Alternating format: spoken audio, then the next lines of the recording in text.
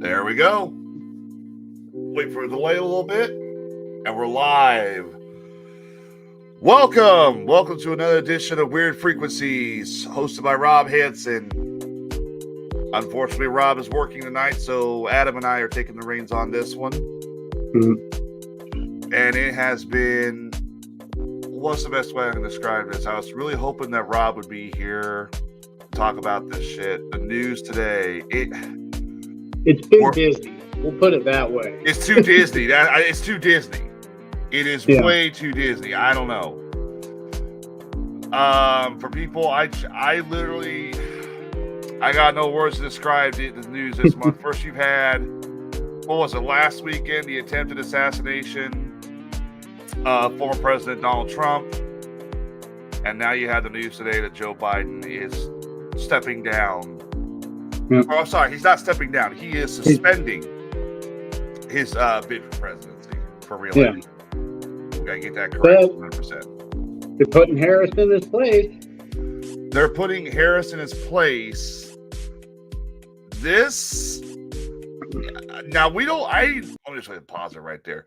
We don't really like to talk politics that much. I don't like to talk politics. I think they both suck, in my opinion.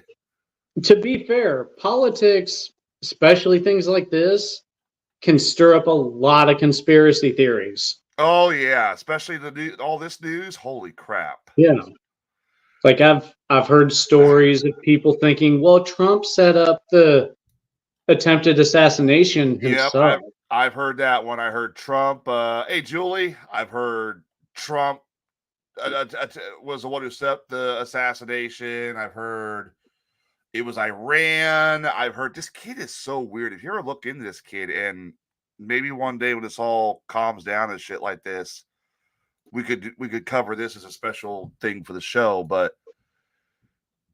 it is so weird. It's National It's National Ice Cream Day, and they throw Joe Biden out of office. Yeah. He had to go get some ice cream, man. He had to go get the ice cream. Yeah, I was like, no ice cream until you step down. No. As president, he is honor bound to go get some ice cream today. This is the reason this is historical is that not only did we just last week had the first attempted presidential assassination since Reagan, but this marks the first time a president has not sought re-election since 1968. 1960. That's a long ass time. And yeah, I look at everything. You know, my concern is it too late to have done this? Should he have stepped down, say, in May or April or, somewhere around there? Because now the Democrats only have 4 months to find somebody. And from the way it sounds, a lot of Democrats turned their backs on Biden, and a lot of people do not like this. I've seen some calls by Democrats. They want Biden to resign immediately. I've seen some calls from Democrats that they will not support Kamala Harris.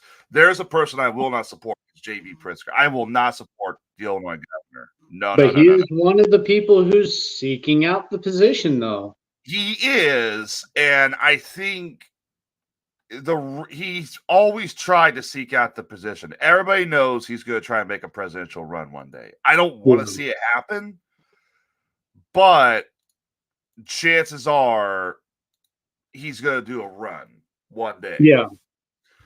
And my problem with that, he'll be in one of the debates. You know he will. He will. The DNC, the Democratic National Convention, is going to be such a mess. They're shattered. I personally believe they're shattered. They really have no leadership. They've splintered off into different factions. I don't know. I don't know how it's going to turn out. It'll turn out like it usually does. not good for many. No, and I hate both of them. I hate both Trump and Biden. I want to point that out. I'm neither a liberal nor a conservative.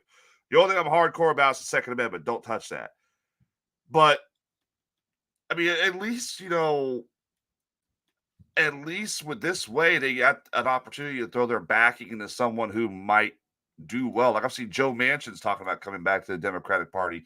Tulsi Gabbard's talking about coming back to the Democratic Party. And Tulsi, who was a lifelong old school Democrat, I could see her running. I could see her running for the nomination, and I would vote for her. Yeah.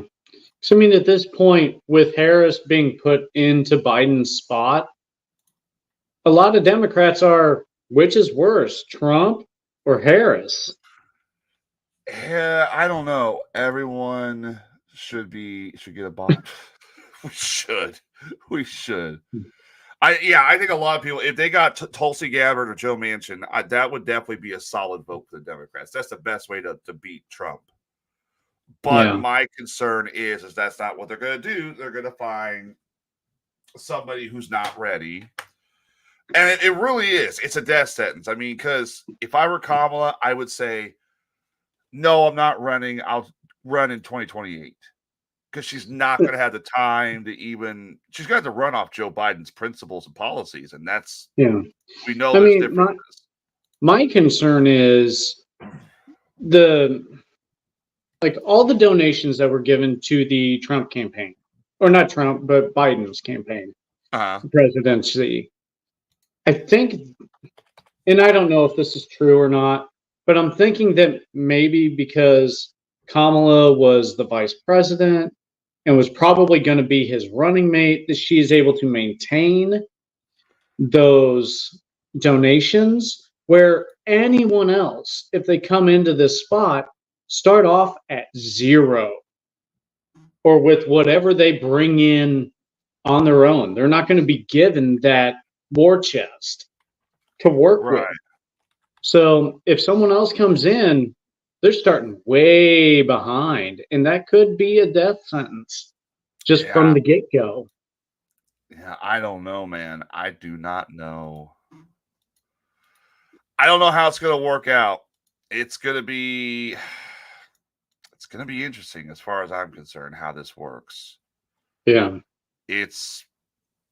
You're looking at the possibility that your wife, Julie, she may be 100% correct. They may have just handed this to Trump. Yeah. And she's right. They may have. Yeah, because it's way too late in the game to change players now. They may just sit there and be like, we're throwing in the towel and we're just going to put someone up to attempt. I don't know how it's going to work. Yeah. I mean, how do they handle the donations? Do they just go back to the people who donated? Since he endorsed Kamala, the donations will go to the Democratic Party. I think that's how it's going to work. And I think that they're going to use those donations towards whoever they elect, whoever they nominate. I think when is the DNC? When is the Democratic National Convention? Because if they can hand it to two other people as a team to go in, I think that'd be a lot better than going in with Harris. It's going to be August 19th. So they have till August 19th. They have a little under a month to literally try and decide what they want to do. And maybe they can unite under Harris. Maybe Harris can come forward and say, like, look, I'm different. Let's change some things. I don't know. It's going to be interesting, but they have 4 months. And then the whole Trump assassination thing, that's really interesting because the more you hear about this kid, the more I'm sitting there like, dude, this kid sounds like another Lee Harvey Oswald. Yeah. This kid came out of nowhere, no prior political issues whatsoever. Started a BlackRock commercial. I don't know how that's going to work. I don't know how that works because it's really very much like Lee Harvey Oswald. Like you got somebody who I see Vince has joined us. Hello, Vince. You got somebody who's like a nobody, never really been political, and all of a sudden he's taking pop shots at the former president. It's like, dude, what the hell? Yeah. I don't get it. It is such a weird, freaky world we live in. Just so the listeners know, they're coming after me. They took out my computer. So what I'm doing right now is I'm trying to get my main computer back up and running while using my tablet to help stream. So that's what I'm doing. If my computer's wrecked, I'll at least still be on the tablet. But it's funny. Yeah, literally. We were getting ready to go live. We were backstage and we were just talking to Adam. All of a sudden Adam froze up, but at first I thought it was my internet. Like, uh-oh, did my internet freeze up or something like that? What? No. And then I get a message from Adam's wife, Julie. She says, his computer just died. I'm like, oh, really? He goes, and then Julie goes, yeah, he just ran through the house saying fuck. Sounded like he had to shit real bad. I'm like, yeah. Watching you run through the house was funny. You know what happens. Ever since that whole what was it, Microsoft situation that happened earlier this week, a lot of the computers have been kind of messed up, it seems. Yeah, well, thing is, I signed up for another Microsoft beta test because I am one of their beta testers, and I'm supposed to get one of their untested new Surface Pros here soon. Haven't seen it. It's been like 10 business days. But, we'll see. But yeah, it just kind of is what it is. Yeah, it's hey, computers die. Yeah. I mean, I better knock on some wood right now because if it isn't a scam, yeah. I better knock on some wood right now because I'm worried. I'm trying to share the show to some groups here, but it's not letting us share the show for some reason, which is interesting. Facebook's been really messed up lately. I'm not a big fan of Facebook as much anymore. Yeah. I mean, Facebook, all they want to do is we got people saying that they can't watch the show, they don't get notified whenever the show comes up. It is bizarre what happens here. So I'm trying to get it shared to other groups because I know other groups want us to put the show in there. Yeah, I've been making sure to share the shows I'm on Facebook from the YouTube page. Yeah, I might do that. Do that. So that's what I just did just now. Yeah. Yeah. Let's see. So let me do that one. Yeah. New show. All right. Well, I got, for those of you who are big into Bigfoot, this might be your night. This might be your night because something happened in Missouri that honestly, I look at it and I'm just, what? And I figure we might as well start with this because I know we have Bubba is in the chat, and I know Steve, he pops in every once in a while. Steve's a big fan of Bigfoot. But this is really interesting. All right.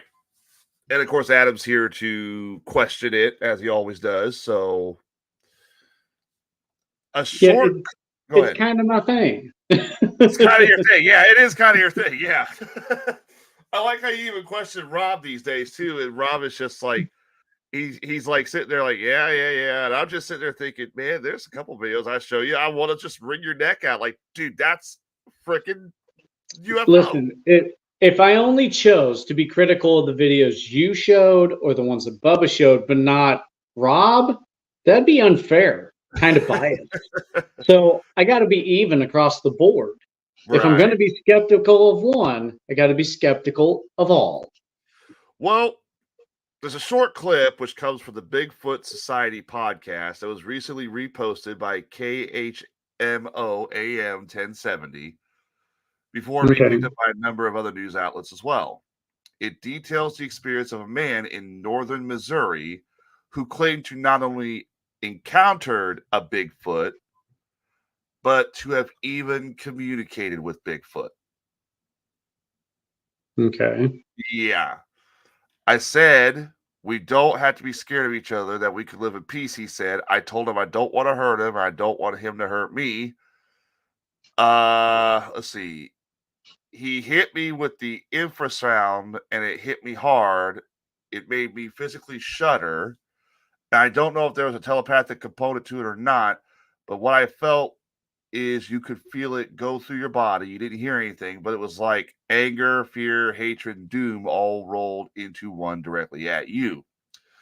His comments are certainly intriguing and imply that the creature not only exists, but that it also possesses the ability to communicate through infrasound, a sound with a frequency beyond that of human hearing. So think of like a dog whistle. Okay. While there are some mammals capable of utilizing ultrasound, like bats, for example, there are no known instances of apes with this ability.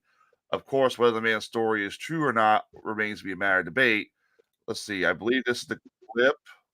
Yeah, this is the clip right here, and I'll bring it up. We can hear what this guy sounds like and hear what he claims.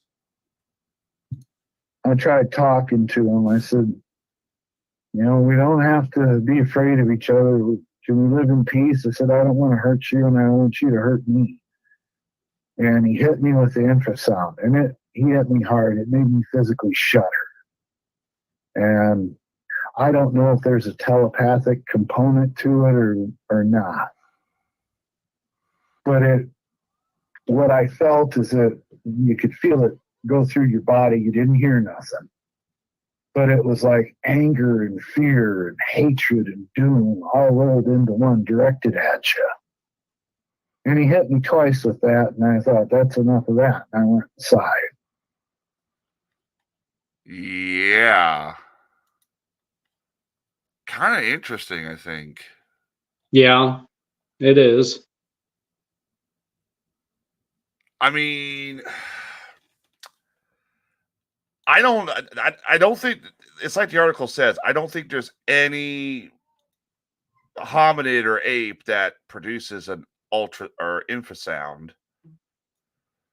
but there's also not to say that there's not one that doesn't. Like, we don't know if Bigfoot. There's a lot of people think Bigfoot's an alien. There's literally a lot of people who theorize Bigfoot is some form of extraterrestrial. Yeah, I mean, we don't have really anything to say he or she is not. We have just as much proof both ways. Yeah, I don't know.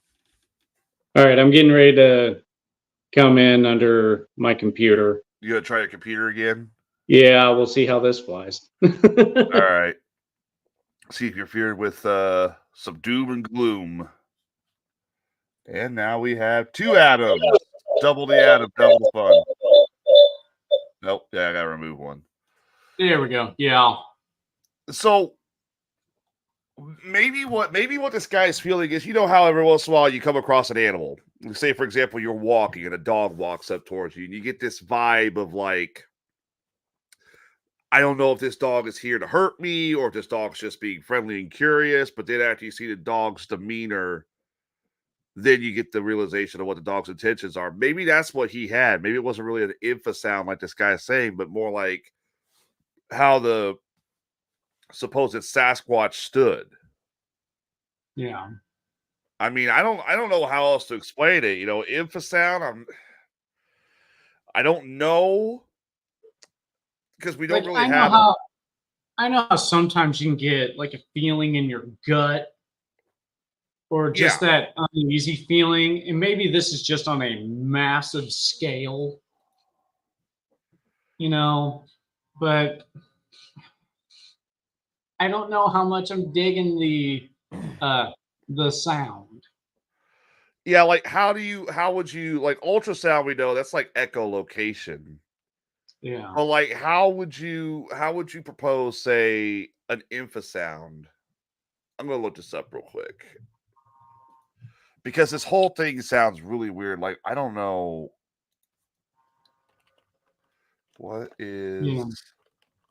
Yeah. I don't want to say it doesn't exist because I don't have evidence that it does or doesn't. Um, so just saying that it can't exist because I don't know about it seems really kind of presumptuous and rude. Um, but it does make it hard for me to believe because this is just a guy's claim at all. Yeah, infrasound is the sound waves with frequencies below the lower limit of human audibility. Okay, so we're talking about lower bass type of range. Yep. So think about it if you're nearby, like at a tractor pull or something like that, and you hear the rumble of those engines when they're taking off, and you can just feel that in your Yeah. body. That's kind of along the same lines, but it's a lot lower. Yeah. So this would be more like, it's really interesting. I mean, I don't know exactly how this would work with, like, say, a hominid or an ape or, something along those lines. Yeah, I know there are humans who can sing really, really low bass, Uh-huh. but that's about as far as the experience goes. To me, it's okay. So it's like super low. It's I don't know. It's really hard to hear it, but it is there because you can feel it. Um, but outside of that, it doesn't give me emotional feelings about it. But we're not talking about, something as low as what this guy may be describing. Right. I and honestly, I think it might be the sound waves mixed with like anxiety and some of these feelings. It just amplifies it. I don't know. I don't know. I Like mean, that. if this is nobody's really ever said that, oh, we made contact with Bigfoot. I don't think. I mean, we know Bigfoot kind of communicates through like roars and grunts and whatnot, Yeah. but never. I don't know. It's really an interesting story, in my opinion, because like if it's true, uh, then hey, I guess we know a little bit more. It speaks with infrasound, a little bit more on infrasound too. Among the constant findings in humans, infrasound also causes changes in blood pressure, respiratory rate, and balance. These effects Yeah. occurred after exposures to infrasound. So maybe how this animal communicates is through some form of infrasound, and maybe what this guy felt with those sound waves hitting him was the changes in his blood pressure. It caused his blood pressure to rise, respiratory rate, and maybe his balance. Maybe that's why he got the whole doom and gloom feel. Yeah. Because if something like that were to happen to you, you'd get kind of scared and worried. You Yeah. start to lose your balance, your blood pressure goes through the roof. You would think that you might be having a heart attack just all of a sudden. A panic attack or something like that. Yeah. Yeah. And with it, like with these noises being unable for a human to necessarily hear, it does explain why we don't have a lot of audio files from Bigfoot. Why it's just, like specific sounds or whatever, but it's not a lot of it. All right, here are some animals that use infrasound. These are some animals. There's actually a couple animals here that use infrasound that, now I'm looking at it, kind of fits it. First of all, whales use infrasound with their calls and also with echolocation. Elephants, rhinos, rhinoceroses, hippos, giraffes, and peacocks. So there's quite a few. There's at least a few big animals on that list that use infrasound. That's below 20 hertz. Some animals that can hear infrasonic sound include pigeons, guinea fowl, cod, cuttlefish, octopus, and squid. So the species that can make the sound can't hear the sound? I guess. I don't know. I mean, rhinoceros, peacocks, they can't hear their own sound? Maybe. I don't know.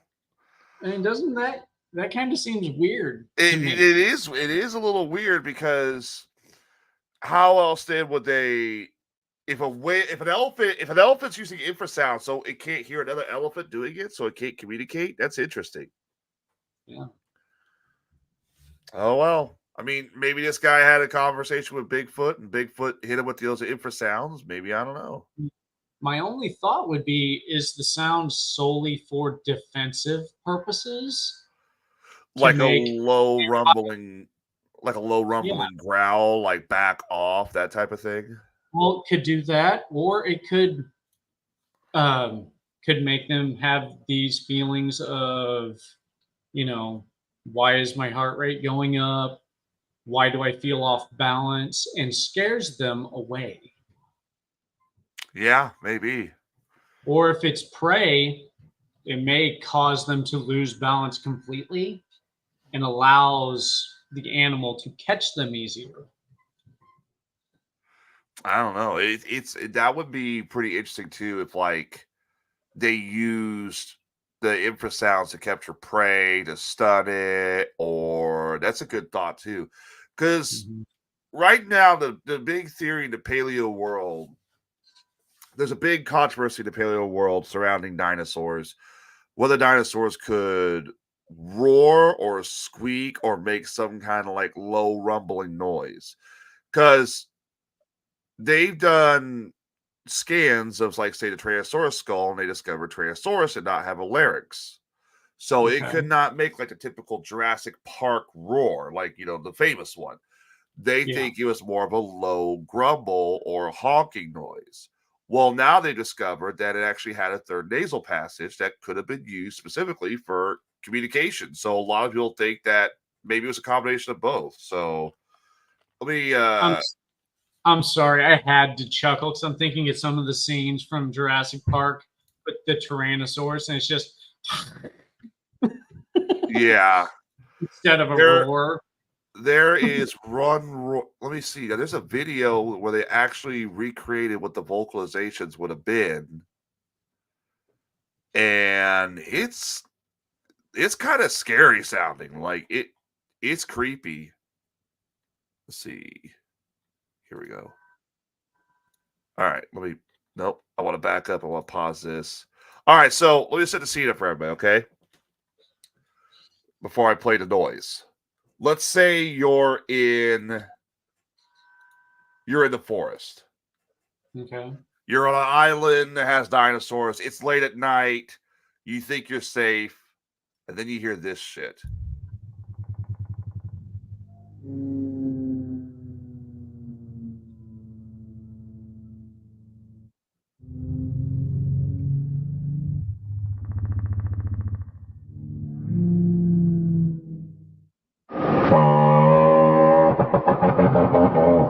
This is what they think he sounded like.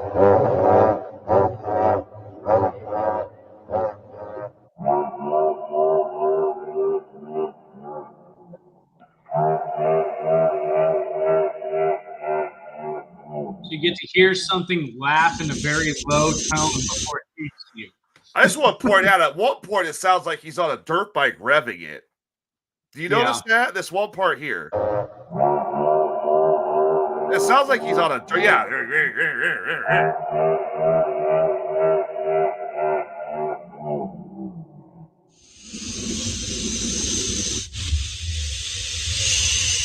This is what they think T-Rex sounds like. Now, here you go. Now, the reason I'm bringing this up is this infrasound as well Because if that's the case, then that would explain how a large animal, Bigfoot, could use infrasound to stalk prey, maybe as a warning signal, because then you have an animal like this that could use it as well. Yeah. It's kind of terrifying. You imagine sleeping in your tent and all of a sudden you hear that over the T-Rex roar. Yeah, you almost need to play that with like a serious bass woofer to really get the full effect, because then you're feeling it while it plays. So I Yeah, imagine it'd be about the same effect instead I don't. of through like computer speakers. Well, now they're saying that there was a combination of roars. Apparently, is what they're saying, that if it did have this third nasal cavity like they claimed, then chances are it was a combination of two. It was a combination of both what we just heard and what people think the T-Rex from Jurassic Park somewhat sounded like, but not as extravagant. Okay. So, but I mean, if this is the case, if that's infrasound too, then I can understand large creatures, especially large predatory creatures, having, because if it's Bigfoot, I mean, chances are it's going to eat. It's an omnivore. It means it's Yeah. going to eat and catch prey, perhaps. So, all right. Well, I think we can move on from Bigfoot from this one. Okay. I think we'll have to keep an eye on this one. There's been some interesting news over Loch Ness the past few weeks.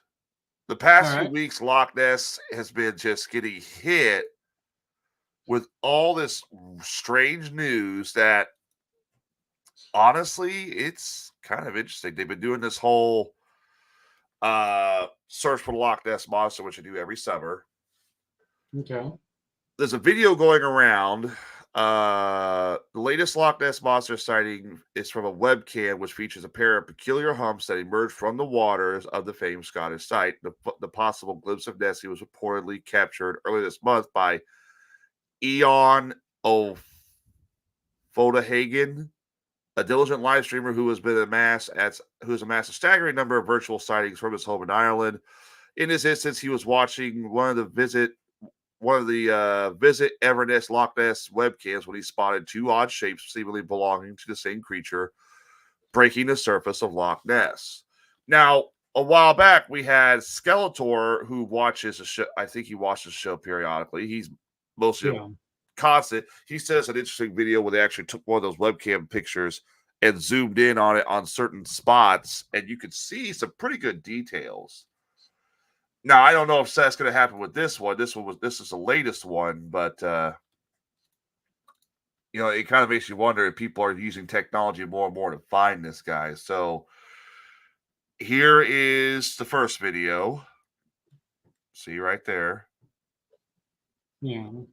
But here's my problem is, once again, just like the original video before they did the whole zoom in thing, you don't see much. You're just seeing a shape. That's about it. Yeah. I mean, that could be a log, that could be a sturgeon, Could just be where two currents kind of meet, like warm current and cool current, just kind of hit. Well, this I mean, it's really close to shore too. Yeah. Well, you got a bird that flew in the frame there, so kind of gives you a height estimate. That could be the head of whatever it is, and there's the back. It could be like a water moccasin. I don't know if they have snakes like that in Scotland or Ireland. I don't know. Well, that's a hell of a water moccasin, that's for sure. Yeah. Hell of a water moccasin. Let's see, where is the other one I got? Well, about a few weeks earlier, another image got caught. This one is actually apparently from the same webcam. Okay. So it's the same webcam that caught the first image that we just saw, the one that was just the latest one. Okay. And this is the same webcam. Let's see, the water's different. It's calmer. The water in that one was a little more choppy.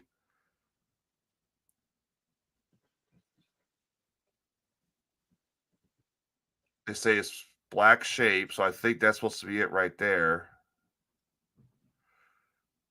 But apparently, according to this one, whatever it is, it doesn't really break the surface, but you see it under the water because of how calm the water is. It's interesting, though, because that's the same location. So you see it right down there. Just kind of poking its head out of the reflection of the hills there.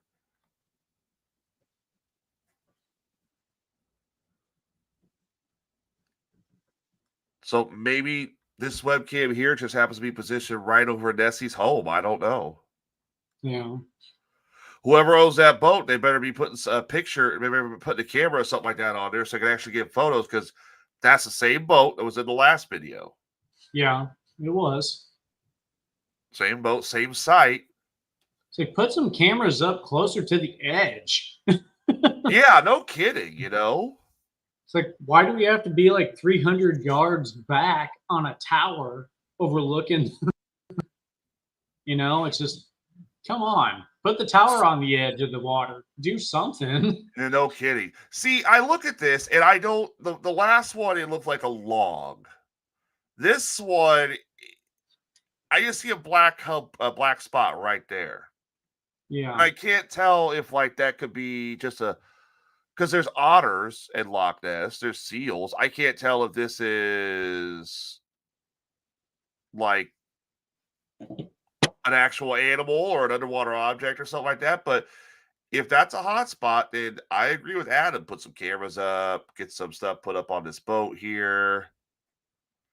I mean, so you put some of these coastal cameras up, what, for a week? And monitor the spot to see if it moves. And if it doesn't move, it's nothing. See, there it goes down. But if it does, you're monitoring the spot. You can see at what speed, if it changes what it looks like, you know, things like that. Yeah. I don't know. I have no idea. It's just, it's really interesting. Let's see. Oh. Hang on, man. I got somebody just private message.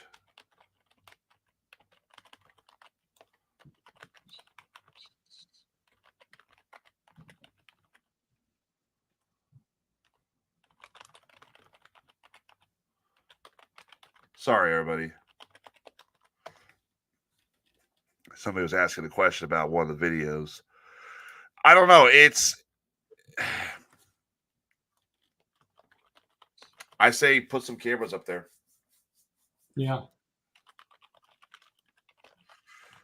All right. Well, I've saved this. This is my favorite. This is quickly becoming my favorite topic. Okay. UFO videos.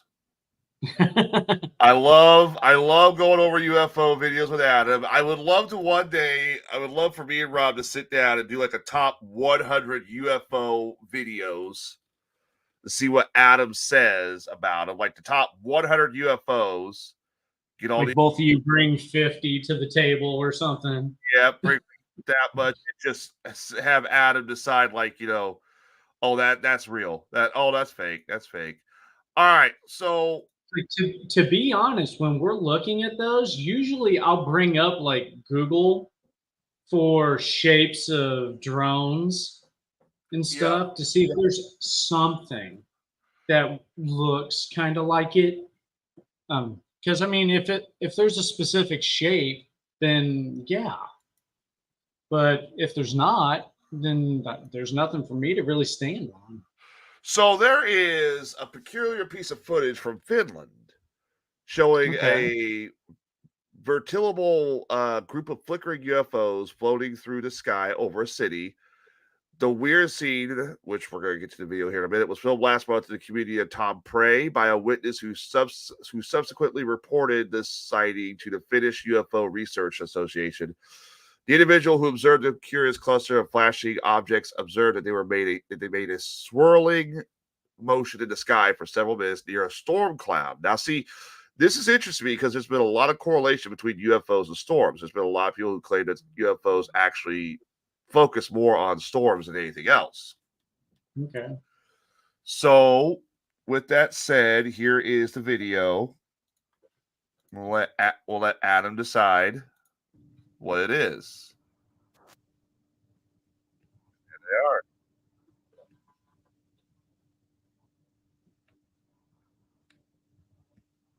Okay, so there's nothing obvious. There's not like a tower with lights or anything like that. No, it's actually like a couple clusters of them.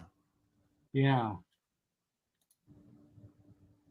Because see, there's that first batch up there that you see, and you're like, okay, there's 3 or 4 of them. They kind of look like they start to come out of the cloud. And then he zooms down here at the bottom, and there's another group. Yeah. I mean, that's definitely interesting. Yeah. I don't It think is. I mean, and the blinking of the lights is kind of random. It's not the same across the mall. no.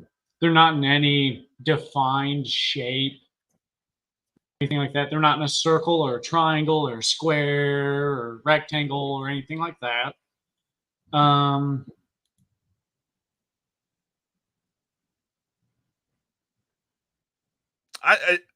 Yeah.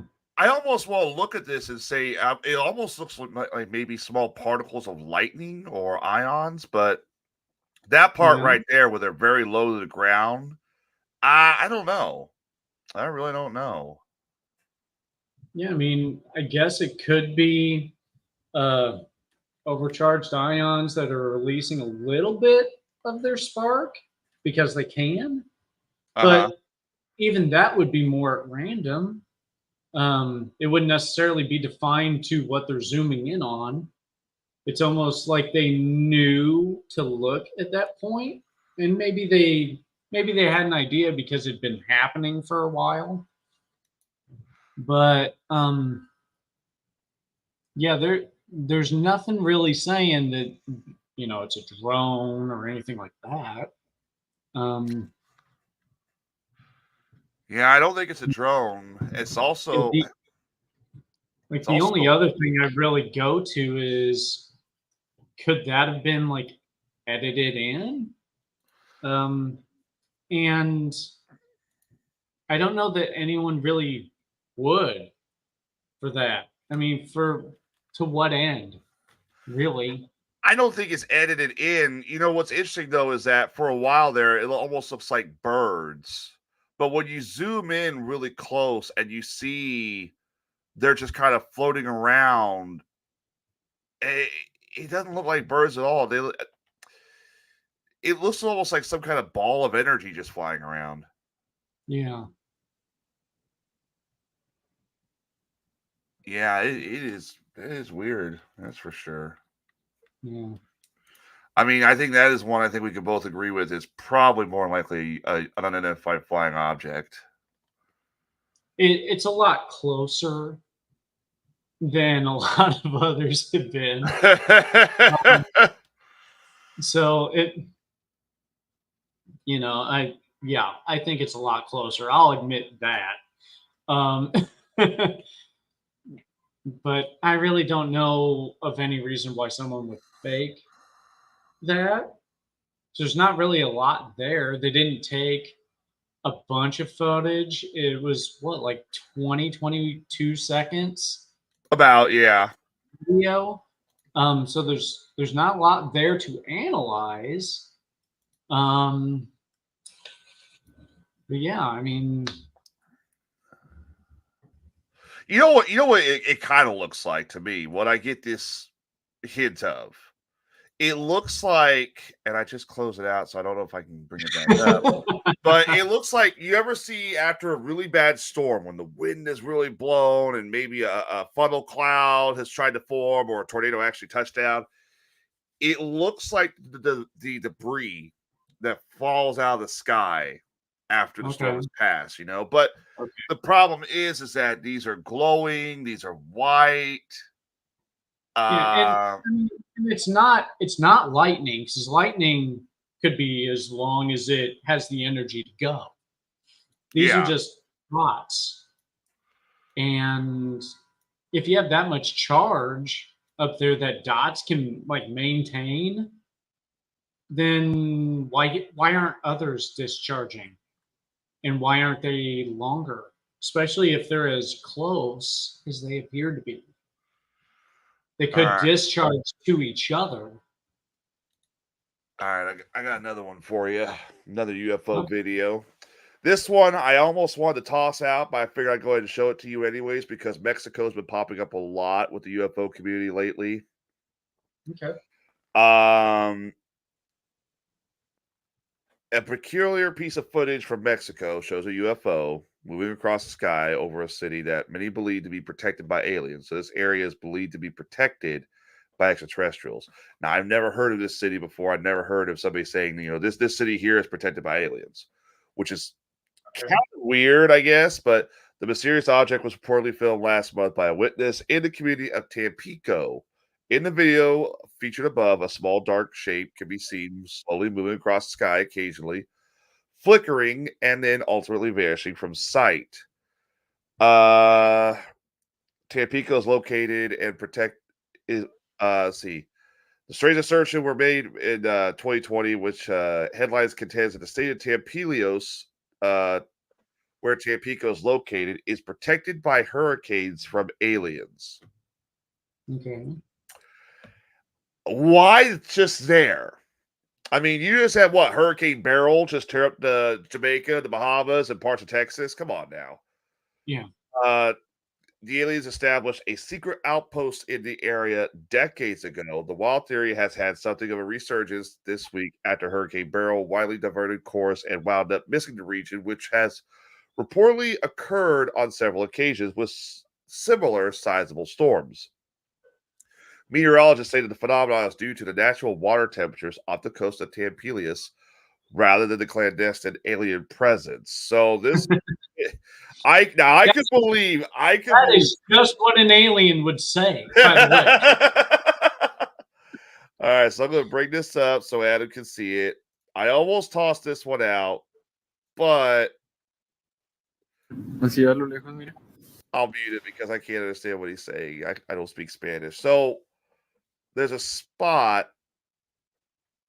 He's zooming in on it right there. He just moved away from it. Right there. See it? Okay. Now it's passing past those clouds. Okay.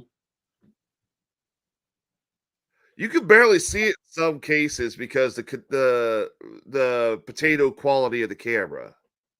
Yeah.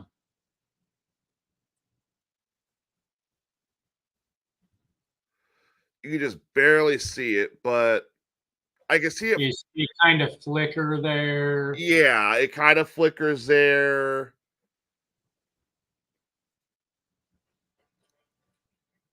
I mean, that could be anything. That could be a bird. Yeah. It could be. I mean, from that distance, you're talking about a sizable bird. But, I'm sure that if one person caught this on their camera, more people would have seen it. Yeah. And would have recorded it from different angles. Well, that and the quality of the camera. I mean, the last video we saw was interesting because you could see a whole lot more. Yeah. With what we were looking at. You could see the guy zoomed in, you could literally see a lot of details and whatnot. This one is different because of the simple fact that it's such poor quality. It looks like it's very old.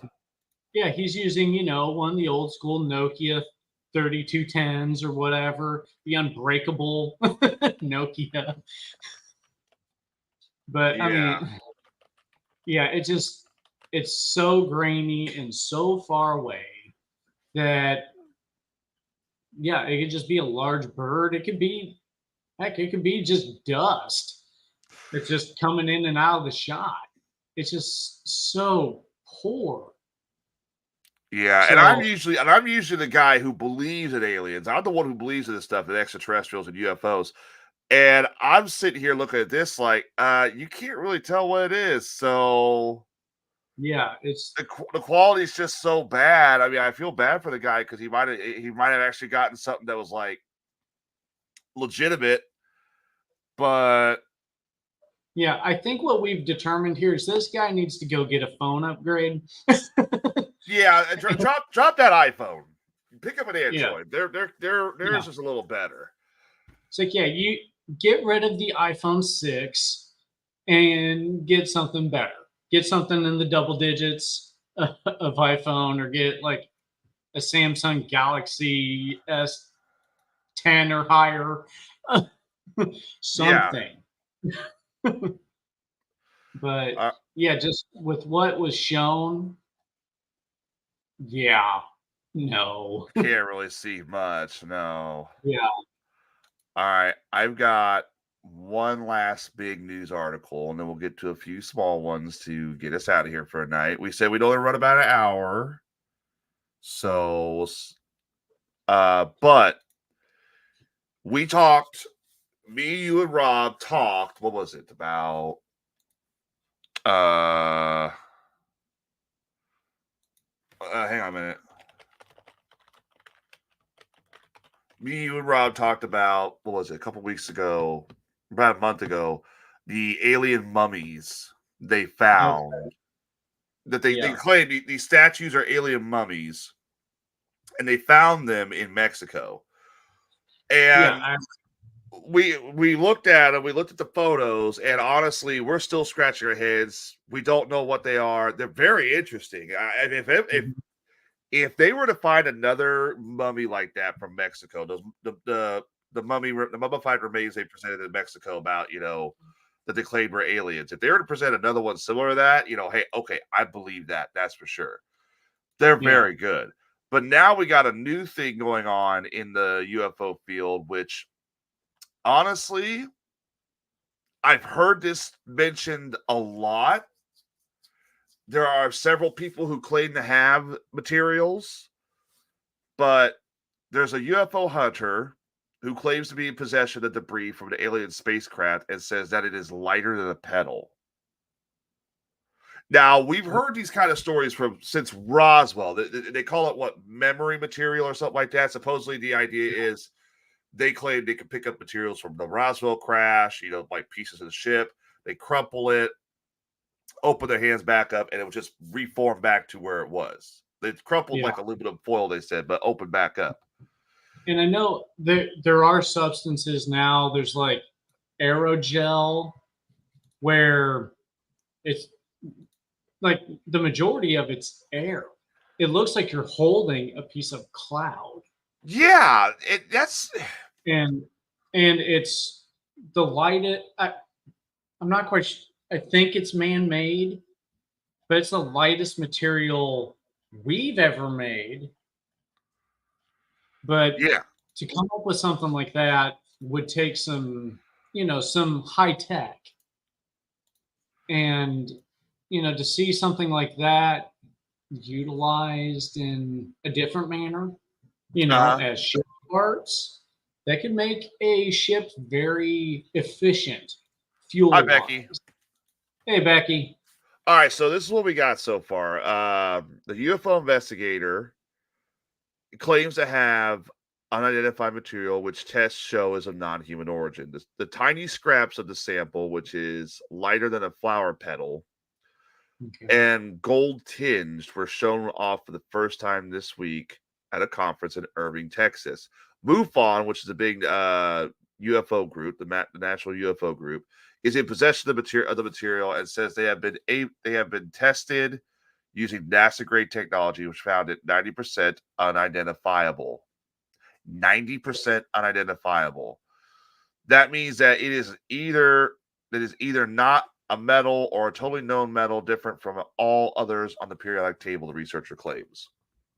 Okay. Because of its unique light and porous texture, MUFON has floated the idea that the samples resemble debris from a craft, after the Russian researcher who obtained the sample claimed it might be remnants of a UFO crash. But independent UFO experts have questioned the find, saying that it's just the latest in a long run of samples, which could be of alien origin.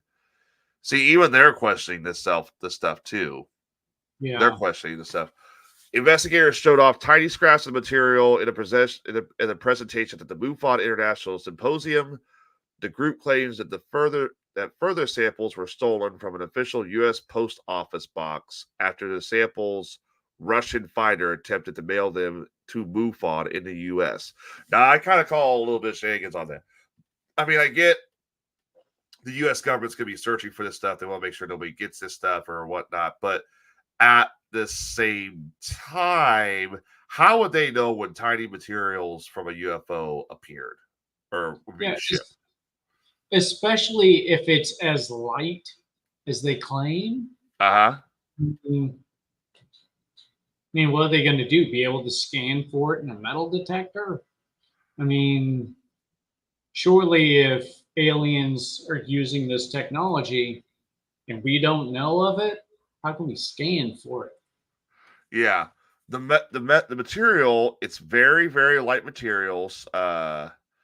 It almost looks porous, like it has pores in it. It also has a gold tinge to it, but it's basically a black material, seems to be some sort of composite. It's so light, he added, it wouldn't even bend a flower. And I got a picture of the supposed material. If I could zoom in a little bit, but and get past all these Temu ads, and I don't want to sign up for Office Max. That's it right there. Wow. So that's the piece of material they're talking about that they claim came from a crashed UFO or was part of a UFO. And he's holding it up with a flower. Hey, that looks pretty much like their faded description. It's gold tinge with looks like almost, can't really see it too well, but it's porous. Holding up, being held up by a flower. I mean, it looks like it could be possible. The skeptic in me wants to say, what's the flower made of? Oh, come on! Come on! Is it a real flower or is it a plastic flower that could be reinforced? Now, I'm just saying, you literally went there with the. Hey, I've seen some good plastic flowers. They don't die. So, to hold one up that doesn't look like it's aged at all. I mean, just saying. But also, they only have a very small amount of this.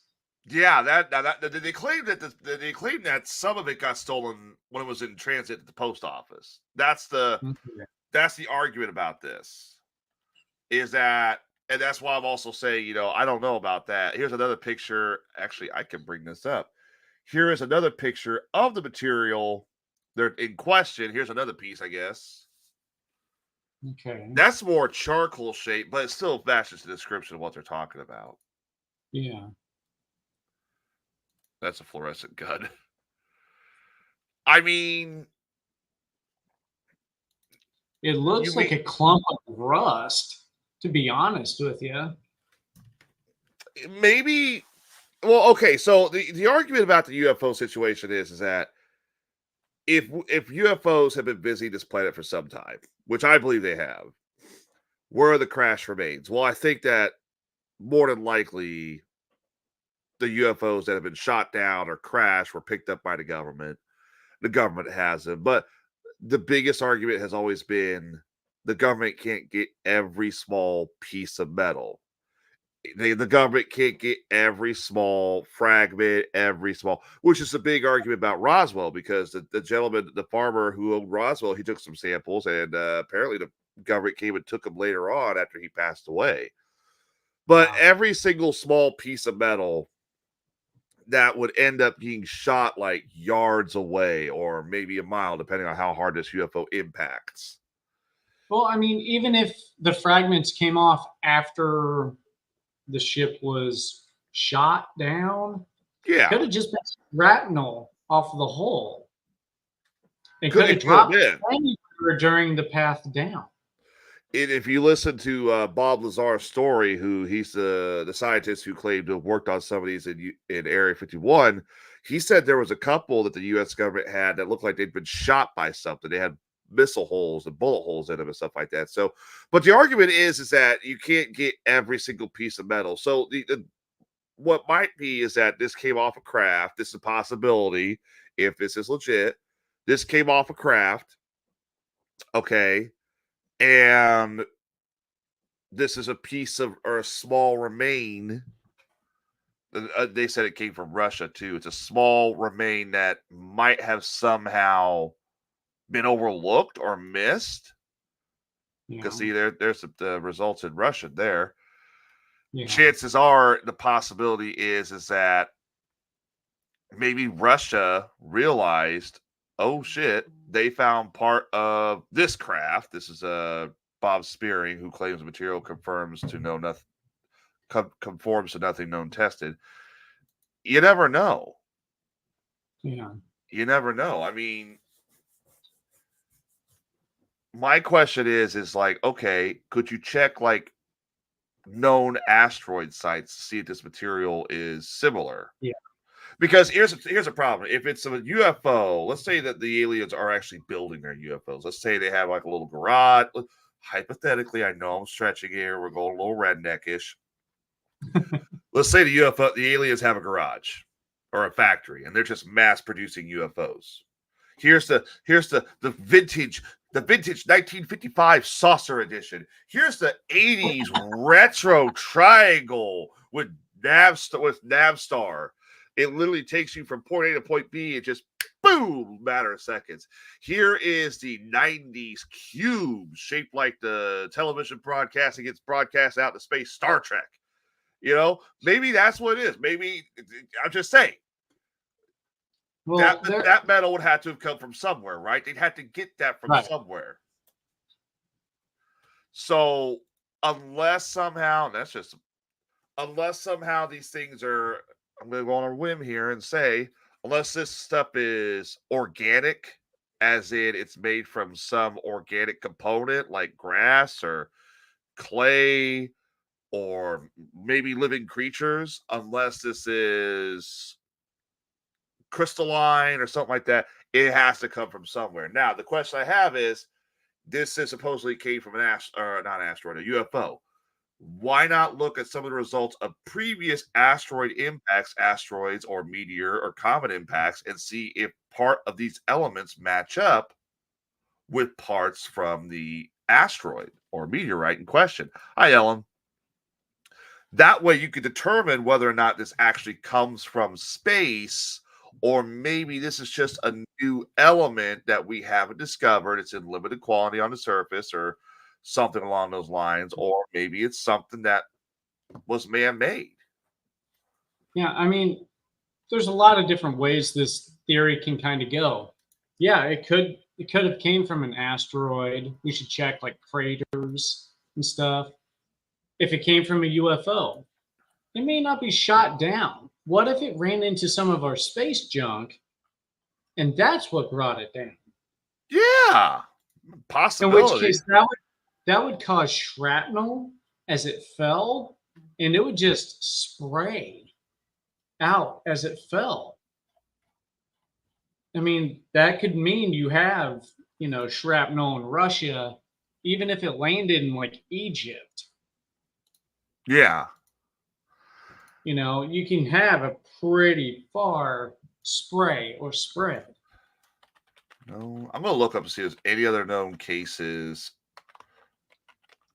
Crash material.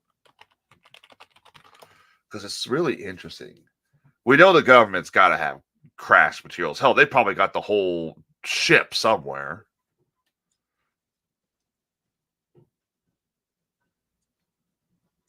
I mean, for crying out loud, they have to literally have like, we know the government's got the UFOs. They got the ships that have crashed. They got a majority of the pieces. I'm looking for cases where like materials were recovered that were of similar size as that. Yeah. One. Because what they also should do, if they really want to know, if they really want to know if this came from an extraterrestrial craft, and this is actually kind of what they should do. They should compare the results of what they found that small piece to be made out of, and compare it to previous particles or metals, and see if there's a similarity. Yeah.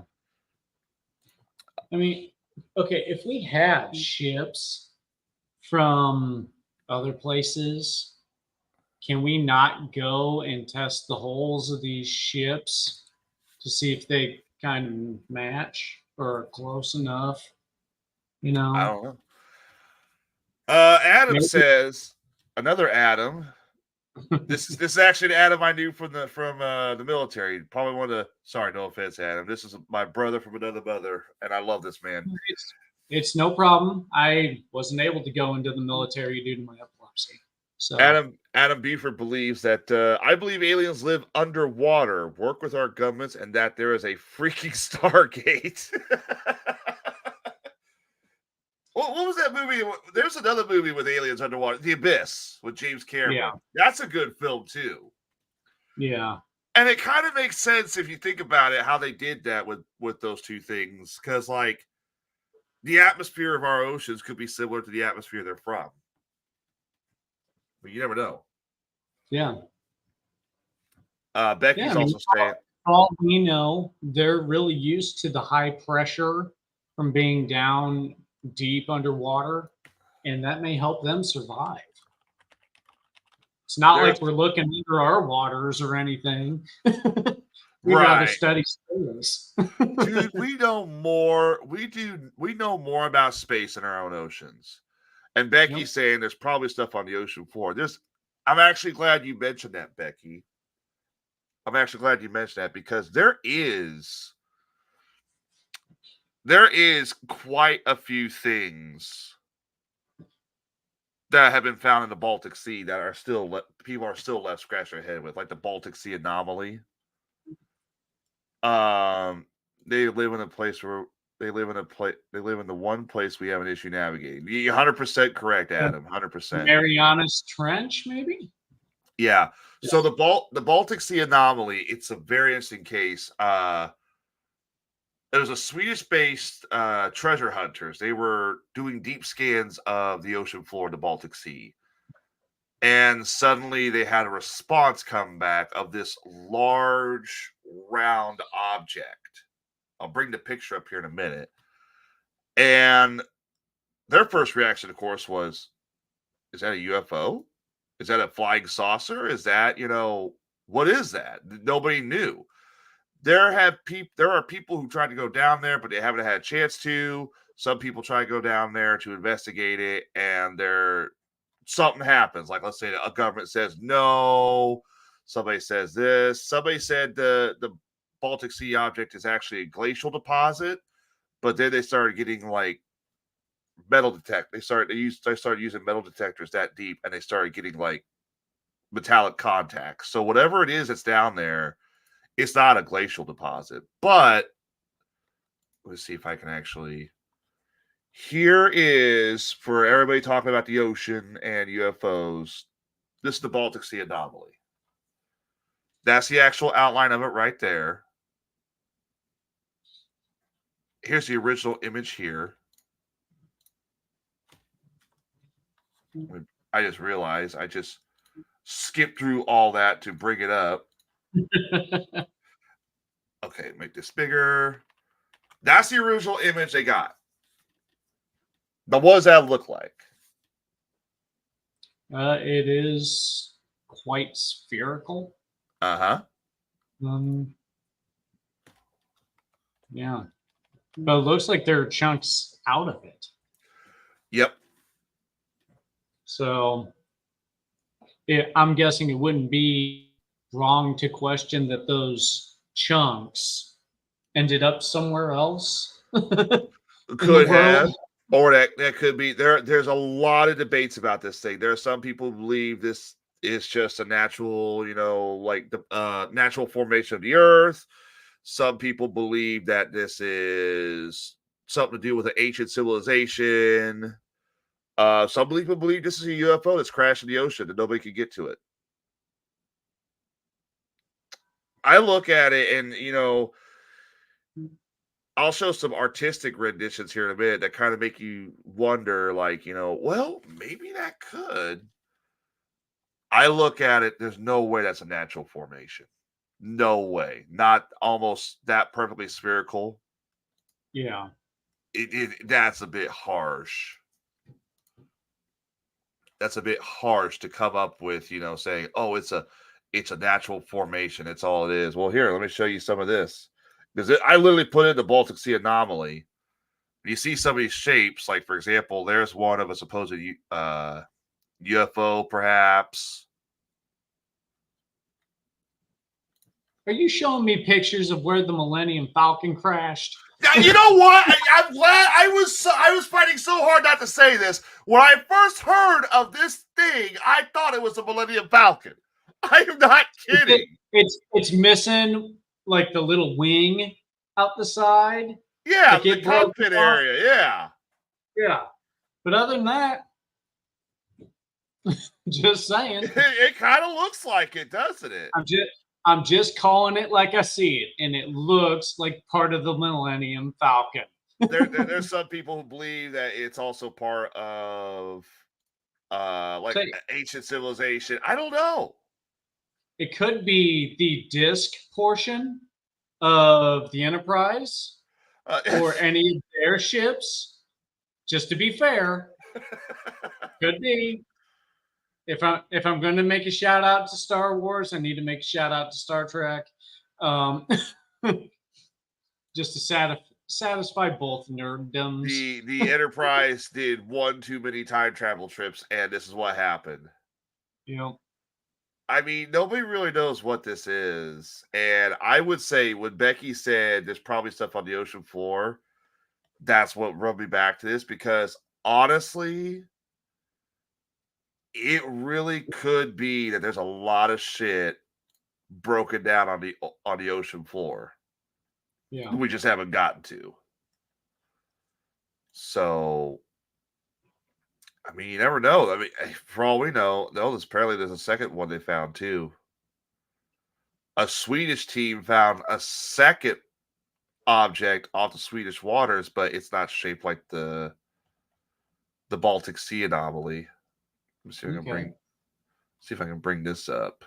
Now, this is an older one. This one 2012. I know we're going over news from 2012, but we're talking about UFOs and crashed objects and stuff like that. So this is, see, back in July, an ocean exploration team led by Swedish researchers found what some suggested may be a flying saucer on the ocean floor. There are even skid marks behind the large object to suggest it may have moved across or clashed on the ocean floor. I'm looking at this image. I wish I could just make it a singular image, but unless that's where the supposed crash is, unless that's it. Yeah. It's just really interesting. Or high in Antarctica. There is a lot of UFO history and a lot of UFO cases involving Antarctica. There's a rumor. There's one story. It's really interesting. There was an expedition in the Arctic after World War II. I'm trying to remember this precisely. There's an expedition in the Arctic during World War II, and they encountered UFOs, and some of these UFOs were zipping around and were firing on U.S. Ships, because these ships were trying to chart a course to put themselves in a position where they'd have superiority over the Russians, right? Right. There was a lot of these ships that were damaged. A lot of the UFOs were reportedly shot down. One of the ships in question was the Philippine Sea that was involved in this operation. Okay. And maybe we can look into this in a future event. Maybe we can talk more about this in the future. But my grandfather served on the Philippine Sea. Okay. But he joined the Philippine Sea after a supposed refit of the ship, which he claimed they redid the bow and parts of the propeller because they said they'd hit something. Oh. And it was a whole new crew. So I'm left wondering, like, did he join that ship after this supposed battle for the Arctic, or whatever you want to call it, or so? Or was it?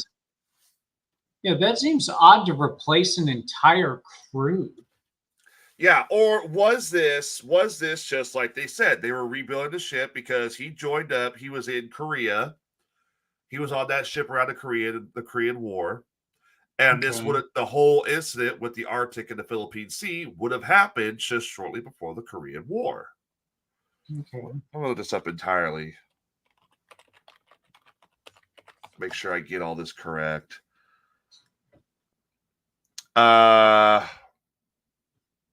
Because there was also a lot of talk going on that supposedly the Nazis were up there in the north in Antarctica, and they had met the extraterrestrials and all that. I don't know. It's a story I looked into years ago, and it's been such a long time since I talked about it. But perhaps we could talk to Rob. We could talk more about it in the future. Yeah. Yeah, I don't know. It's always struck me as weird, you know?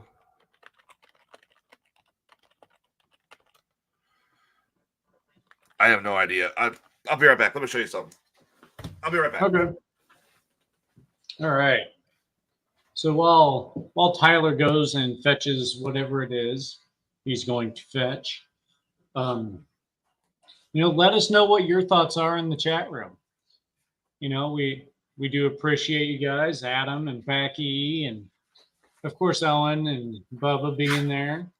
Now let's see what Tyler has in store for us. All right. First things first, I gotta find this. Okay. Philippine Sea. That'd be, yeah. Sea.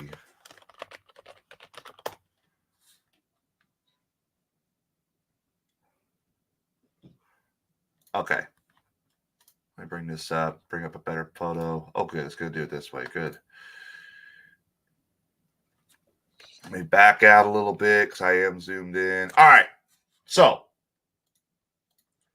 this is the U.S. Philippine Sea. Okay. This is supposedly before its refit. It was an aircraft carrier, small aircraft carrier. You notice how short it is? Yeah. Didn't they use like slingshot type of launching system for the airplanes? Yep. So they can get speed as fast as possible? Yep. Okay. Now, let me bring myself up here. I think they still use it, but they do use it. Yeah, this is a picture my grandfather received when getting placed on the Philippine Sea. Notice how much longer it is. Yeah. Again, let me bring this back up so everybody can see. It's not entirely the same angle. I'll say that much. But you've got literally. Looks like they took a large portion off of both sides of the ship. Yeah. So you see how long this is. Now, this is before the supposed refit. The tarmac is obviously a little shorter. You've got your main tower there. Okay. I would like to find, can I find another image of it just like from the side? Can I find another image of her from the side? Can I bring this image up?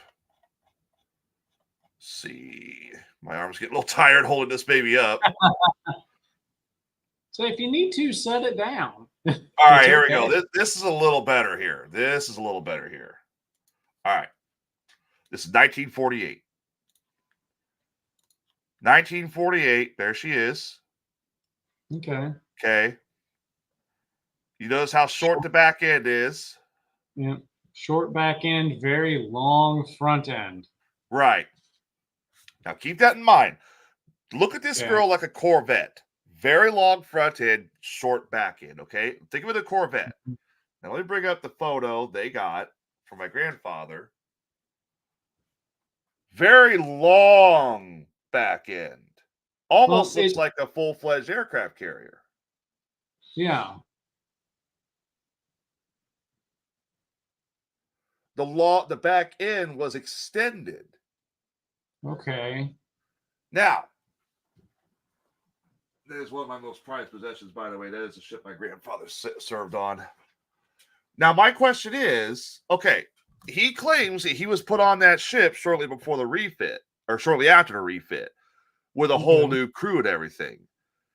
There are people who believe that the original Philippine Sea, the ship I showed a minute ago, sank or was heavily damaged and had to be rebuilt. And the ship my grandfather served on, the one I just showed the picture of, is the second generation. So I don't know. I think it'd be interesting if my grandfather actually was part of the original crew if this legitimately happened, because he's gone now. Rest in peace. But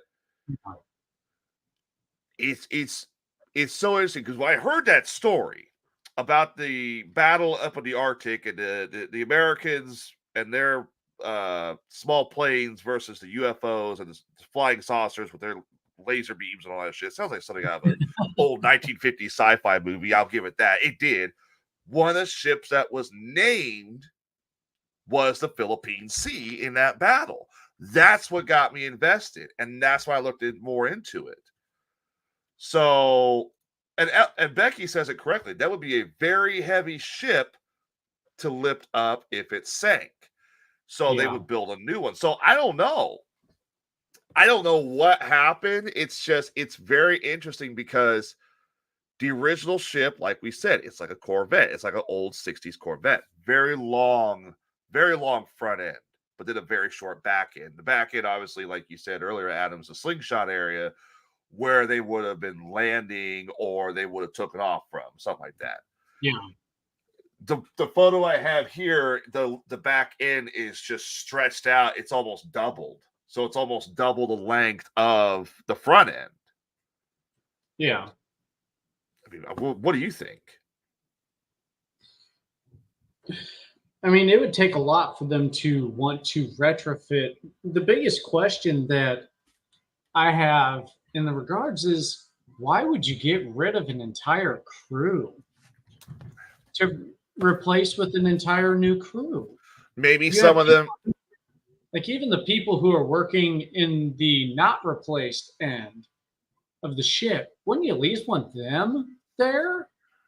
Maybe because they kind of know the kinks of, and yeah. I mean, you'd want some of them at least. Maybe what happened was when the ship was being rebuilt, it took this. Now, I'm thinking of this from a skeptical standpoint, not saying UFOs were involved, not saying they were involved in the battle. Maybe what happened was the refit or the rebuilding, the upgrade process of the Philippine Sea took so long. Some of these crew members either cycled out of the Navy, they said, we're done, that's it, or transferred to new ships because they knew the Philippine Sea wouldn't be finished for quite a while. That ship is so much longer that it's odd that they would add that much on. Yeah, well, obviously this is back during the Cold War. World War II had just ended. The stakes with Russia were mounting. There was talks of a third World War, all that stuff, nuclear war and all that stuff. So obviously the U.S. military is going to invest a large majority of what's left of the war fund into beefing up their defenses. Because you got to remember, during World War II, they lost several aircraft carriers to the Japanese. So obviously they're going to build up what they've got to make up for those lost carriers. But I don't know. It's just really interesting that when they mentioned the Philippine Sea was reportedly in this supposed Arctic battle with UFOs. I'm going to talk to Rob and see if we can talk about it on the next episode of Bob, because unfortunately next weekend I work. Maybe that's when I started getting invested into it, because I'm like, wait, that's my grandfather's ship. And then when I look more into it, I don't know. That's the thing. Like I mean, it can kind of be understandable if the crew members of the ship went off to their various bases, and then the ships that came into port needed crew, and you just have you have sailors that can just go on ahead and fill in the spots. Yeah, But yeah. we're talking a ship's full of crew. This is assuming that no one was injured or anything like that at the time, but still. You would have a low-level you would have low-level sailors. I'm going to say sailors because obviously seamen. But you had Yeah. low-level seamen that would still be serving to be back on that ship. And yeah, Becky's right. You would have several sailors that were on that ship originally before it was rebuilt and repurposed and upgraded, who would probably want to go back on that ship. She is right about that, but Yeah. I don't know. It is an interesting situation. By the way, there's an Essex class aircraft carrier, Okay. which back in the day they were built short haul or long haul with short back end, but this thing was rebuilt to have a longer back end. So I don't know.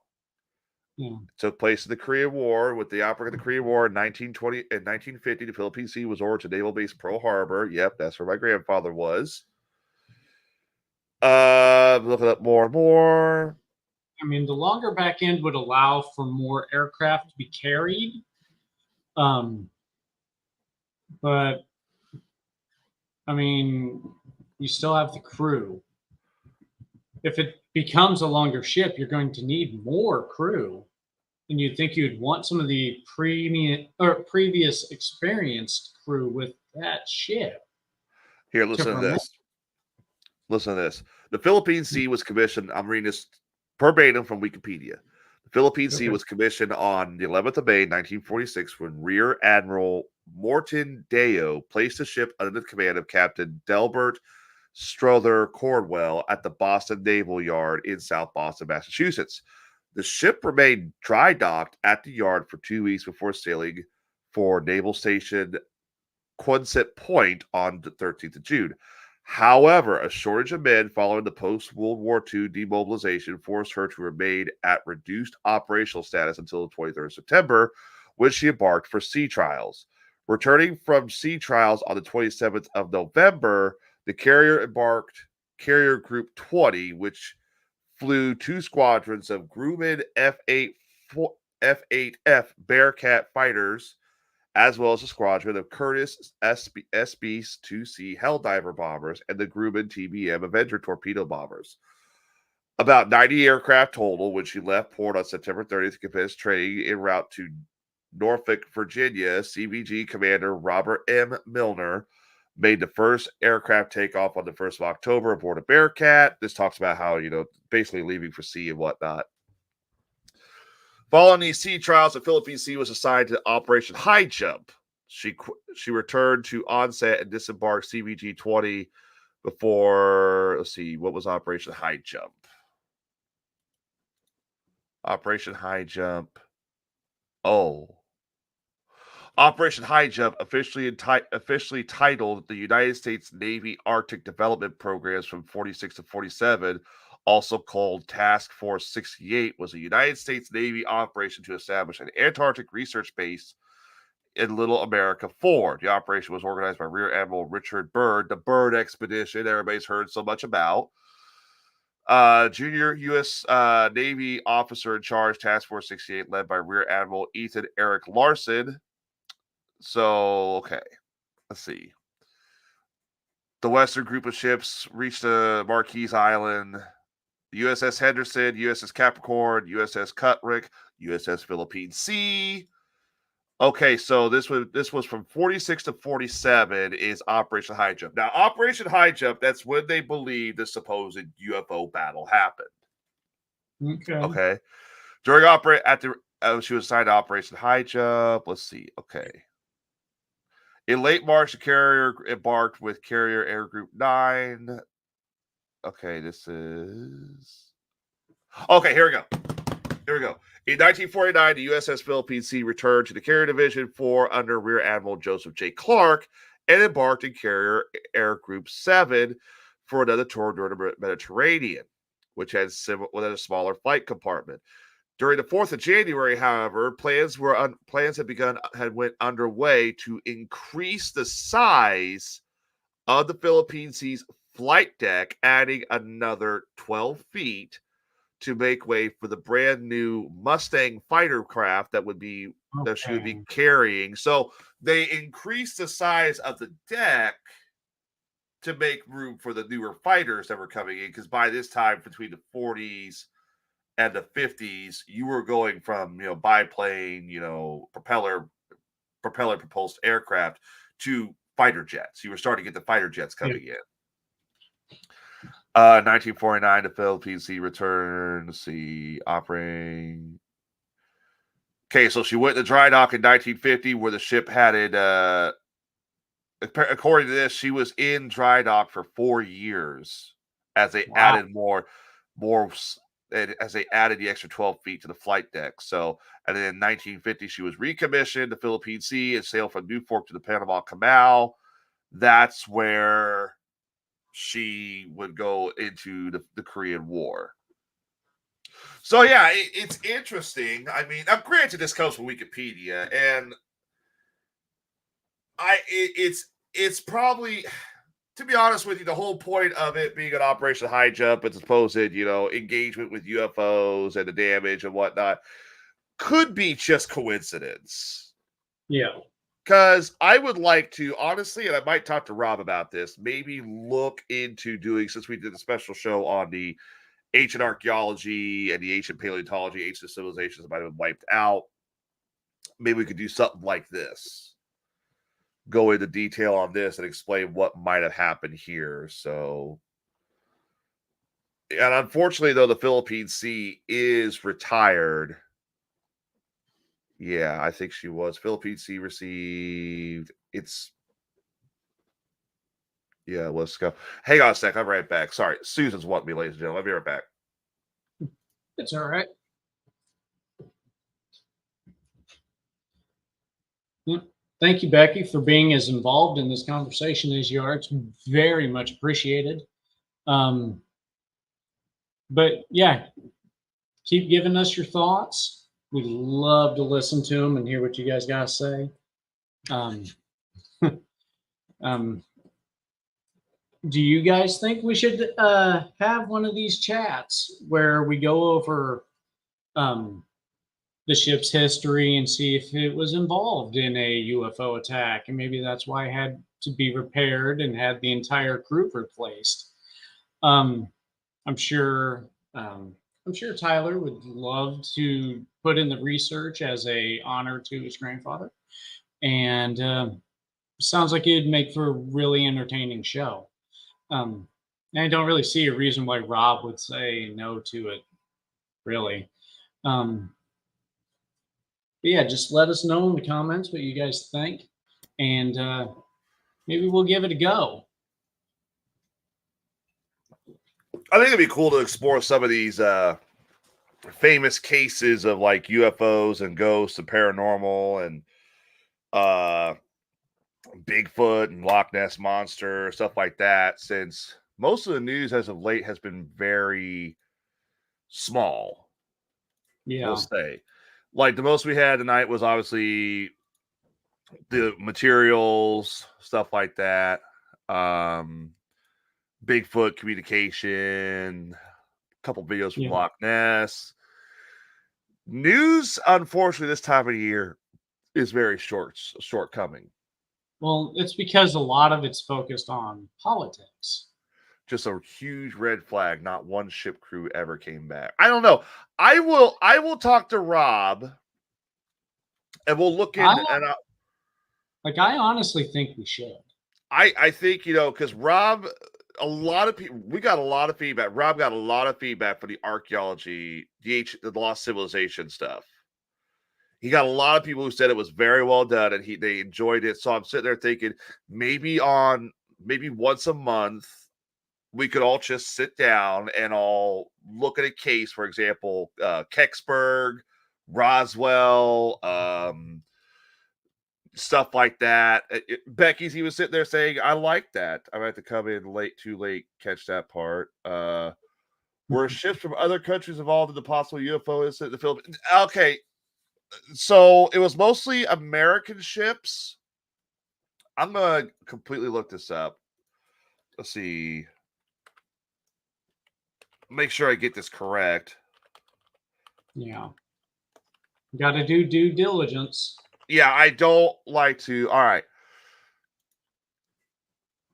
So Operation High Jump. Let's see. Antarctica's secret military base. I like how when I put in Operation High Jump, it comes up the Battle of Antarctica, Nazi UFOs. I mean, the Nazis were back in the time before before the Third Reich died, before the Nazis surrendered and war in Europe ended. They were working on very weird, like wonder weapons, like very strange craft. So I don't know. I don't think the Nazis developed UFOs entirely, but they may be inspired by it. Let's see. I can't find. Let's see. Operation High Jump, UFO battle, other countries. Hitler's Antarctic base, the myth and the reality. Might be something I might look into. Okay, so Great Britain was also said to have had a few ships involved in Operation High Jump, but they were mostly support ships. Yeah, but that doesn't mean that they weren't involved in the UFO attack either. Right. That doesn't. They just need to be in the general vicinity that the location of the attack was. Yeah. It's also said that weeks prior. Oh, this is interesting. I didn't know this. Months prior to Operation High Jump, a Scandinavian whaling vessel was approached by a German U-boat. Oh. Back in 1947, the German U-boat surfaced. The crew of the German U-boat, which they claim were mostly former Nazi soldiers, came aboard. The captain of the boat offered to purchase. The captain of the German U-boat offered to purchase the food and supplies of the Scandinavian whaling vessel and paid the Scandinavian whaling vessel in gold.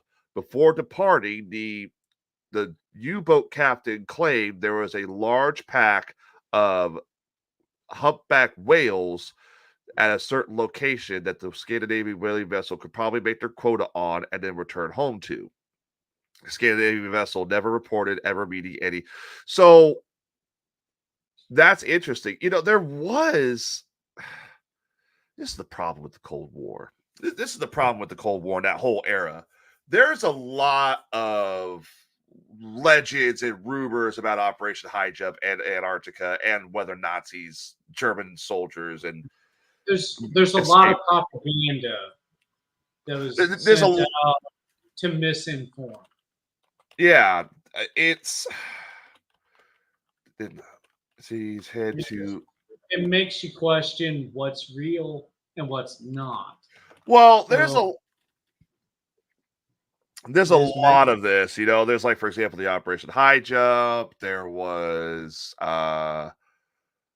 there's an article I remember, I had to look it up, in which the Russians, this was shortly after World War II, before the Soviet Union went completely batshit crazy and started, doing the thing that they did. There's a report that a joint operation by the Russian KGB and the British MI6 went up to the Arctic, found a large outpost of Germans that had escaped from Germany during World War II that were mass producing some kind of weapon. I think it was supposed to be chemical weapons. And they destroyed that base. There's some that believe that's where the Germans were building their nuclear weapons. We don't know. Not a lot of this stuff has been, revealed. Yeah. Let's see. The base, Operation Honorby. Operation Honorby.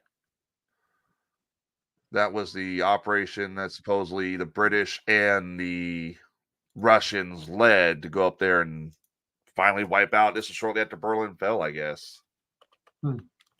So yeah, maybe I'll talk to Rob. I'll post a message here to chat. Maybe we'll get that going. So like, we'll start doing like once a month. We'll cover a famous case, or a famous conspiracy theory or stuff like that. I think we need to try really hard to have all of us on for that episode, though. Bubba,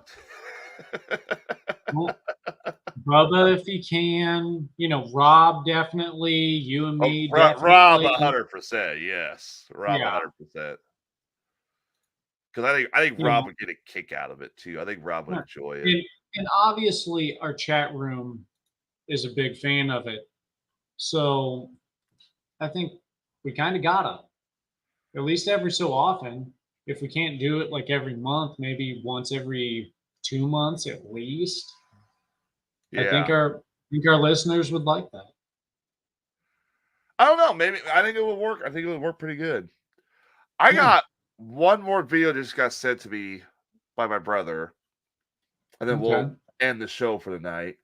Makes you think outside the box kind of stuff. Yeah, I agree, Becky. Yes, it does, Becky. Yes, it does. So a gentleman has used AI of all things to clear up. No, it's not bad. It's not bad. It's not that kind of AI shit. A gentleman used AI to make a famous UFO video more focused. Okay. And apparently, the video in question it's a famous video from Brazil. It's a February 2011 video, which shows a large craft. But the AI makes a discovery that it wasn't just one craft; it was two craft. Okay. So I'll play the video for you real quick. You'll see on one side will be the real one, and the other side will be the fake one. Or not the fake one, the AI one. He's going to trace over there with the AI so it can trace it.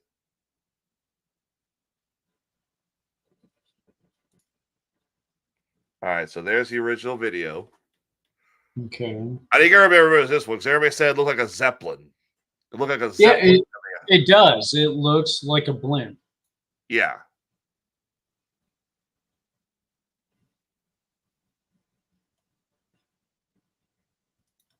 Okay, now let's skip ahead to the AI zoomed in part. Look at that. That's what the AI zoomed in enough. Now, supposedly, this here in the front is a separate craft. What the AI is proposing is this is entering this larger craft. So would that be a mothership? From that description, yes. Maybe it's if one ship is entering another, that would make the larger of the two a mothership. I think we need to take AI and go over some of these UFO videos and clear it up. Because if that's the case, if that's actually two craft, that's pretty interesting. And I'm not sure what this is. I think this is like the after effect of something. Oh, I remember that one. That was what was left over after the ship took off, apparently. It just disappeared.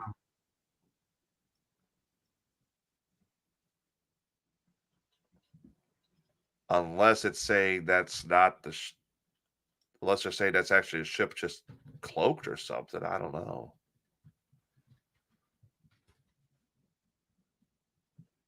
That kind of looks like it there on top.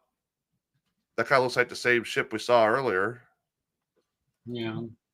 It's got that like pot. Here we go back. You see how it has like this pot-shaped look? Like a pot lid? Okay, now go back to this one where they do the infrared. There's that pot lid shape again. Yeah. So I don't know. Maybe it was invisible. Who knows? I think we need to use AI to go over some of these again. That always was a really fascinating video, in my opinion. That's one of the best videos I ever saw. How it's just sitting there and all of a sudden just kind of like pokes its head out like a whale. Yeah. It's very whale-like. It's very much like a marine animal. But it just slowly goes through. Dude, look at the size of that thing. That has to be at least the size of a building there.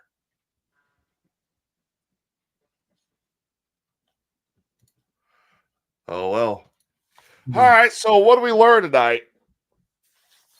Well, we learned that when it comes to ships, there are questions when it comes to when operations occur. And if your whole entire crew gets replaced, might be a reason to ask a question or two. Uh-huh. We've come to realize that at Loch Ness, they don't care about putting cameras on the coastal area.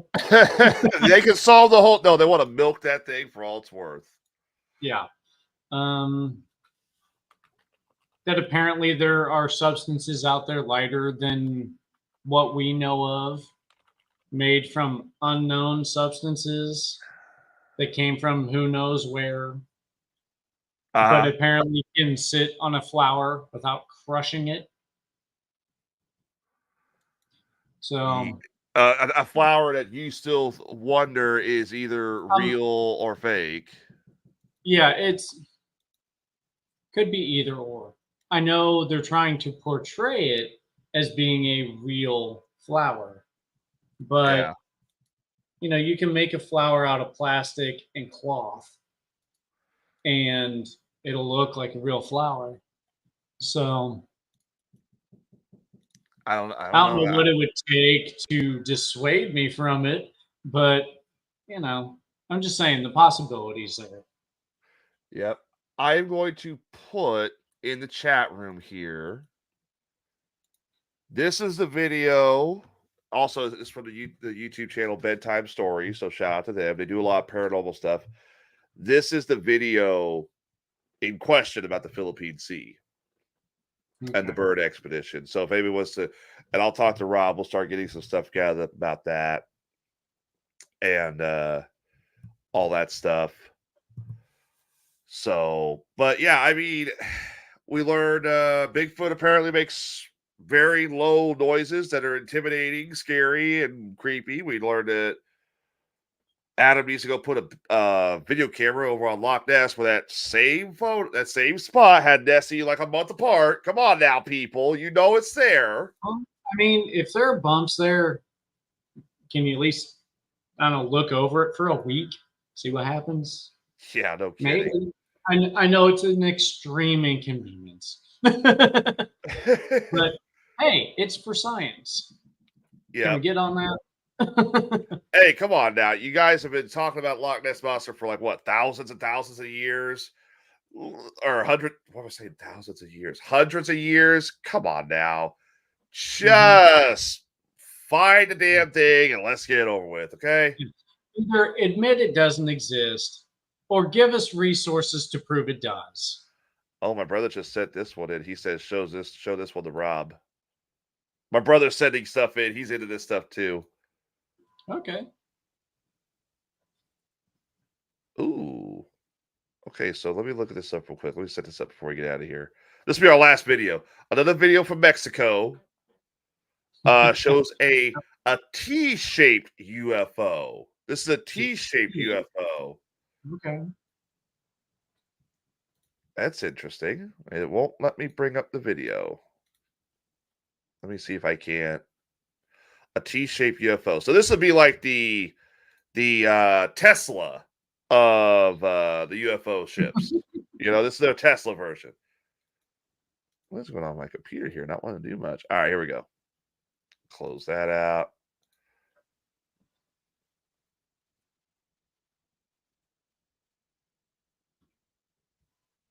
What in the hell? I see. Now this phone has zoom. Yeah, very, very well done zoom, as a matter of fact. Yeah. Oh, it's a photo they're zooming in on. Okay. Well, it's a picture, but the picture is from a phone. Yeah.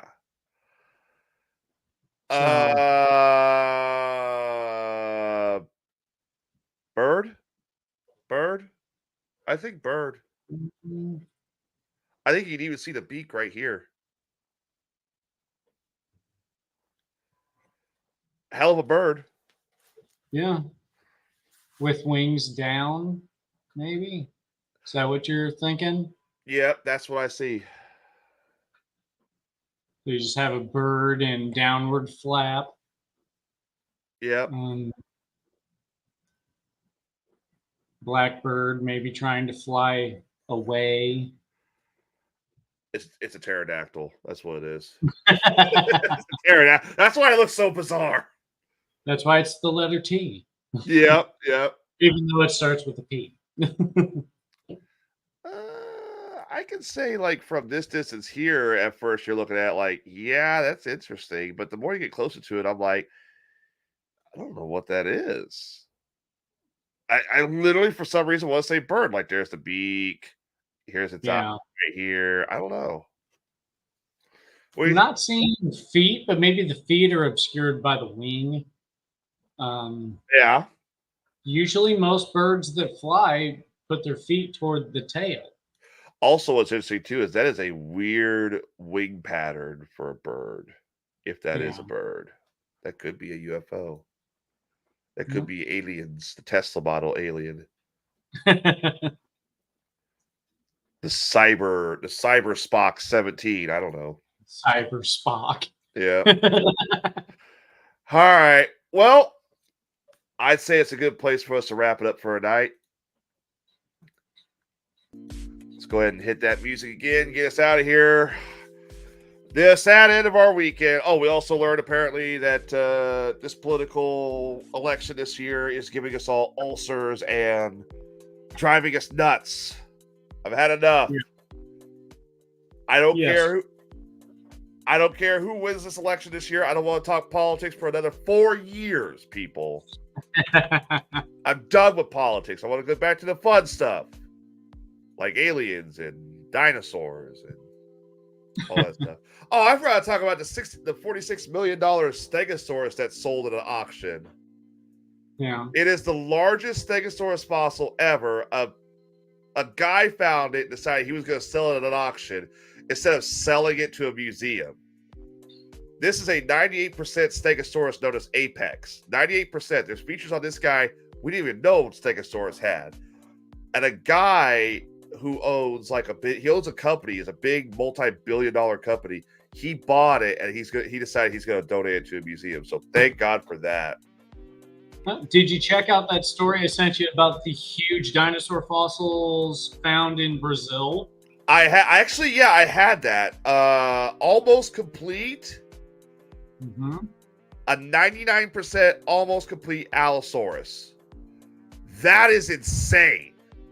Yeah. Like, the most we've had was Big Al, who I believe Big Al is in London. Big Al for Allosaurus. Allosaurus existed during the Jurassic, which is long before T-Rex. Big Al is only 90% complete. Sue, for example, is 98% complete. This Allosaurus, they've officially given a 99% completion to.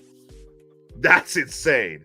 That is, and they're still pulling guys out of that. They're still pulling dinosaurs out of that whole area. They think it was a mudslide that got them all, but they found the Allosaurus. They found a Hurrisaurnide, which is a large sauropod. Dude, I'm keeping an eye on this one. I want to know how many specimens they find out of this. Kind of smart to sell to a rich collector. Yeah, but also at the same time, you want to go to museums so you can learn more about these guys. Yeah. They found my father. Bubba, I thought that you were a Bigfoot. Yeah, Bubba, make up your mind. What are you this day and age? Come on.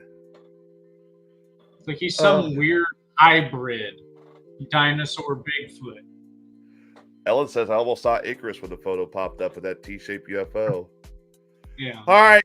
Well, hopefully Rob will be back next week. I have to work. Rob couldn't be on this week because he had to work. He had to work late. Yep, sometimes jobs happen. Oh, I never got to the shapeshifter video. I might do that next time, Rod. Get that shapeshifter video. It's really weird.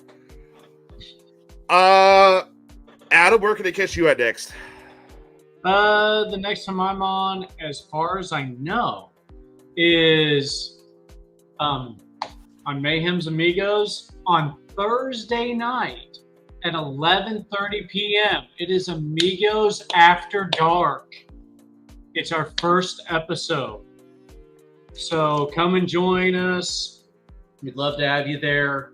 We'll see how it goes. We'll see how crazy it gets. At 11 at night? At 11:30 p.m.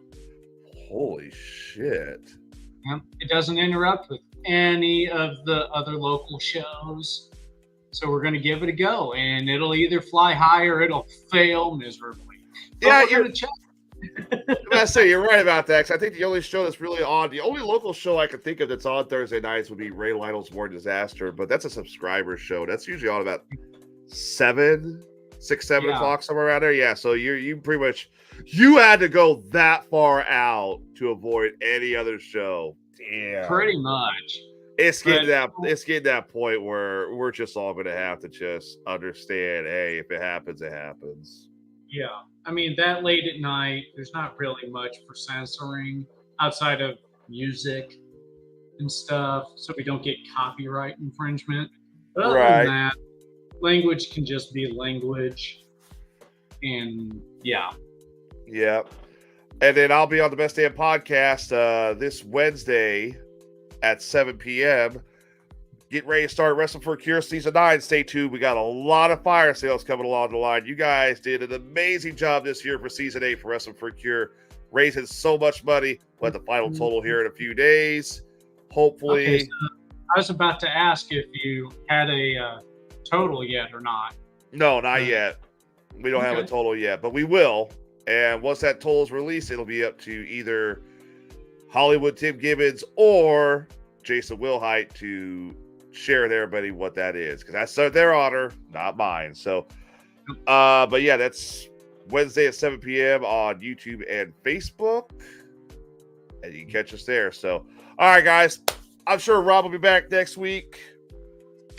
I'm sure he'll be back hosting the show. I'll talk to him about doing a whole Operation High Jump paranormal like outline video and response video and the discussion between everybody. That's all I got. So on behalf of Rob Hansen, that's the Secret Knowledge, Adam, whose computer miraculously survived after its resurrection. Hey. And I'm Tyler, the American T-Rex. We will see you all next Sunday right here for another edition of Weird Frequencies. Until then, brush that monkey, fish that sea monster, probe that alien, and share a joint with that ghost. We'll see y'all next time. So long, everybody. See you.